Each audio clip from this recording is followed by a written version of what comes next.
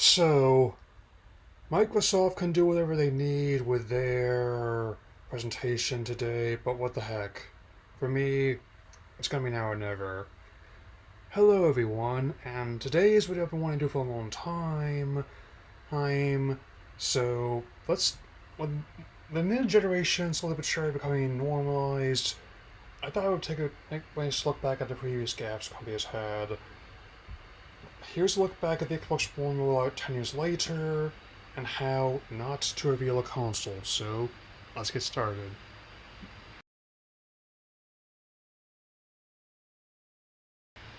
In the years leading up to the system's release and initial reveal, there were many murmurs about what it might entail with code names and development titles, including even Durango, to the most common I found being Project Scorpio, but what it might entail. Some of the stuff was enticing, such as the amount of raw processing power behind it, whereas others, such as the always online DRM checks and the how the device connect essentially being required, not so much. And one thing to note, what's good to keep in mind is whenever a new processor is about to come out, it's good to be understanding and clear with concerns people might have. As I'm about to explain right off, they did neither.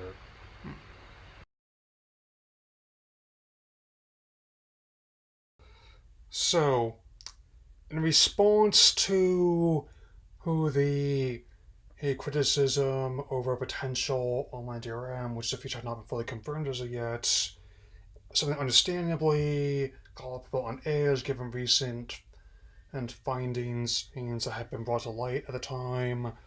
I'm Adam Orth, who instead dismissed the complaints, tweeting out how it's something that was definitely not the best idea in hindsight. And I quote, "Sorry, I don't get the drama about having always online device. I thought every device is always on now. That's what we live in, and tagging the tweet would deal with it." To surprise no one but him and others at Microsoft, there was a backlash, which culminated in him leaving the company and privating his account. He since expressed regret for the remarks and has learned a lot from this mistake, with his now working Digital Eclipse, who's worked on quite a few excellent game compilations. Now, you might think this was the only public relations gaffe that they faced in the rollout of consoles. No, everyone. This was just the beginning.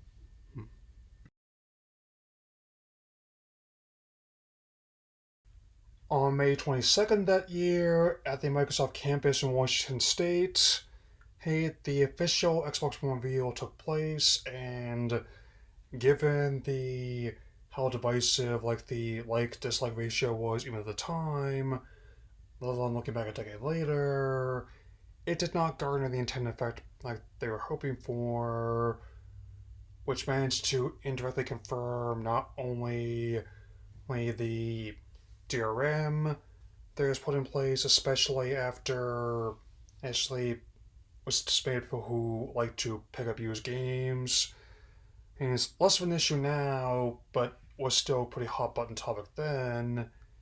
And but also making the mistake of focusing on the multimedia aspect of the console, where the first clips were not of one of Microsoft's flagship IPs or other games of the system, but of The Price is Right. Hey, look, I like that show quite a bit. I have spent many a day off and sick day watching the show in the past, but even I know it would not be something I would want leading off my off the reveal of the highly anticipated console. And most like the Cliffhangers game, it's basically what happens when you bid too high and the mountain climber comes crashing off the side of the cliff, and for yodeling. And apart from brief stills of Cloudly Ghosts, there wasn't a whole lot of games on their game console, and using other infamous examples like Philips CDI and 3DO, focusing on multimedia aspects of your system at the expense of the games never really ends well. I always consider those things additive if whenever I get a new system, not primarily focused personally, but that's just me. One could hope that things would improve when E3 rolled around, and, and right? Well, not entirely.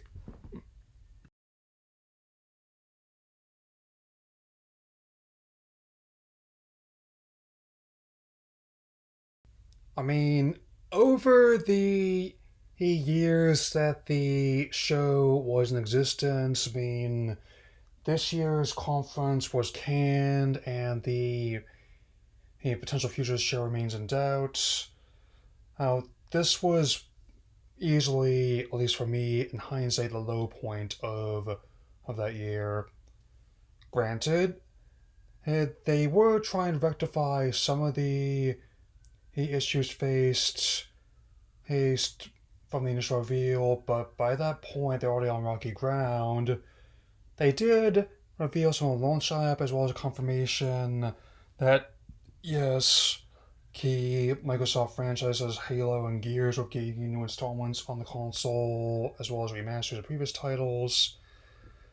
However, for there still remain like the DRM, the focus on Connect, and especially how people who didn't have stable internet access or internet access of any kind are going to fare with this. I mean, as you might guess, as with the infamous Phil Harrison and and even more infamously Don Matrick, who was in charge around the time, did their best to who snatched defeat from the jaws of victory.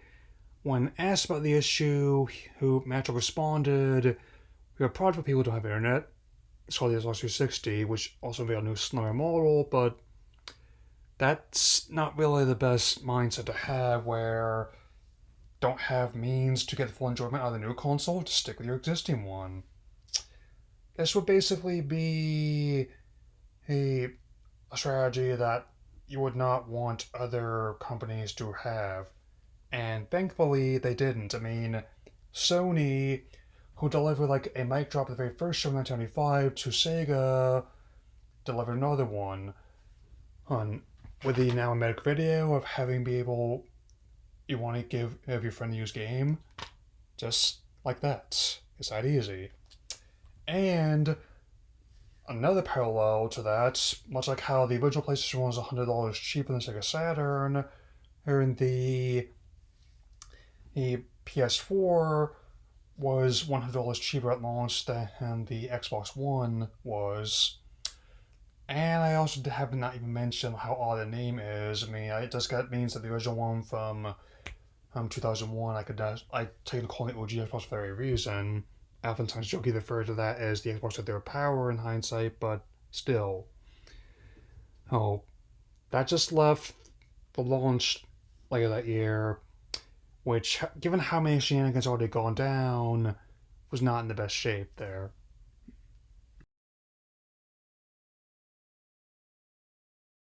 So, 6 months after the initial and now infamous reveal, he'll it the Xbox One's initial launch finally happened on November 22nd of 2013, and while all things considered did sell reasonably well, as the consoles progressed, as it ended up ultimately being outsold by the PlayStation 4 at least 2-1, and many of which were attributed to Microsoft's many mistakes in the rollout process. And they eventually end up walking back both the always on requirement and the Connect requirement as well. Which by that point the proof was already quite divisive among many core Xbox fans and also a lot of people outside that as well. And in the aftermath, Don Matrick ultimately stepped down from the a company. He seemed to take it pretty well, especially the way he framed it when going to work at Zynga instead. Because I guess making farming games for Facebook, now known as Meta, is a bit easier than rolling out a console main. And while and Phil Spencer took the position after him, and while his tenure has not been perfect either, or with the a mess that was Redfall being a low point this year alone, I can certainly hope that with the burgeoning in Game Pass and the in progress merger with Activision Blizzard, that things could eventually change, hopefully for the better.